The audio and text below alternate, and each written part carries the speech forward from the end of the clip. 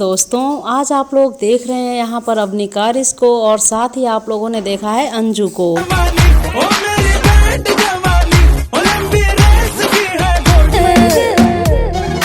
इश्क का दरिया है बहता डूब जा।